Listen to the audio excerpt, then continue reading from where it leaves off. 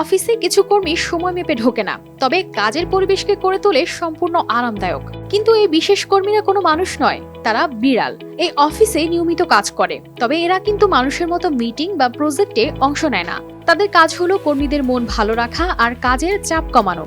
ভাবুন, আপনি অফিসে ব্যস্ত কাজ করছেন আর আপনার ডেস্কে গুটিসুটি মেরে শুয়ে আছে এক পোষা বিড়াল। এমনকি তার নরম গা ঘেঁষে কাজের চাপও যেন উধাও হয়ে যাচ্ছে। আর এই চমৎকার দৃশ্য আপনার কল্পনা নয়, বাস্তব। পুরানো দিয়ে নতুন নিতে আজই চলে আসুন আপনার নিকটস্থ ওয়ালটন শোরুমে।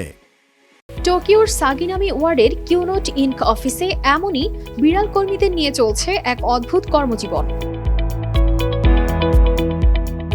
কিন্তু জানেন কি, কিভাবে শুরু হয়েছে এমন অদ্ভুত কাণ্ড?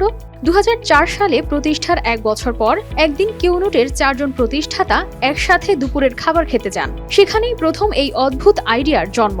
রেস্টুরেন্টের একটি ছোট্ট বিড়াল ছানাকে দত্তক নেওয়ার প্রস্তাব দেওয়া হলে তারা ভাবলেন অফিসে একটি বিড়াল থাকলে মজাই হবে। তখনই ঠিক হলো অফিসে একটি বিড়াল নেওয়া হবে। প্রথমে ব্যাপারটা সহজ ছিল না। কিউনোটের প্রেসিডেন্ট নোবুকি সুরুতা জানান, প্রথমে বিড়ালরা কাজের পরিবেশকে বেশ বিক্ষিপ্ত করে তুলেছিল। その4人で会社を起こして1年目ぐらいですね。ওরা তো সরাসরি কিবোর্ডের উপর উঠে পড়তো, তবে এখন ল্যাপটপ ব্যবহারের কারণে সেই সমস্যা আর নেই। そこのお寿司屋さんにですね、猫が保護されていて অফিসের সবাই ধীরে ধীরে বুঝতে পারল বিড়ালদের উপস্থিতি শুধু মজাদার নয়, বরং কাজের চাপ কমানোর দারুণ এক মাধ্যম। কর্মীরা জানান, বিড়ালটা কর্মক্ষেত্রে একটি সুন্দর ভারসাম্য বজায় রাখতে সাহায্য করে। যখন খুব বেশি কাজের চাপ থাকে তখন বিড়ালদের যত্ন নেওয়ার সময় না পেলেও আমরা সবাই একে অপরকে সাহায্য করি এই ভারসাম্য বজায় রাখতে। অফিসের আরেক কর্মী মিয়ামোতো জানান, বিড়ালরা যেন তাদের কাজের ফাঁকে এক ধরনের রিফ্রেশ বাটন হিসেবে কাজ করে। কাজে ক্লান্ত হয়ে গেলে তিনি একটু বিড়ালদের সঙ্গে খেলা করেন। এতে মনটা অনেক ফ্রেশ হয়ে যায়, যেন এক নতুন উদ্যম পান।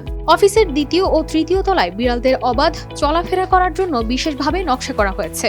অফিসের বর্তমান অবস্থানে যাওয়ার পর বিড়ালদের জন্য আরামদায়ক করিডোর তৈরি করা হয়েছে, যেখানে তারা ইচ্ছে মতো ঘোরাফেরা করতে পারে। সামাজিক যোগাযোগ মাধ্যমে বিড়ালদের কার্যকলাপ কোম্পানির প্রতি মানুষের ইতিবাচক মনোভাব তৈরি করেছে। আর এমন উদ্যোগ কেবল কিউনোটের কর্মীদের মন ভালো করছে না, বরং কোম্পানিকে আরো জনপ্রিয় করে তুলছে। কানেস ফাতেমা শিমু, RTV।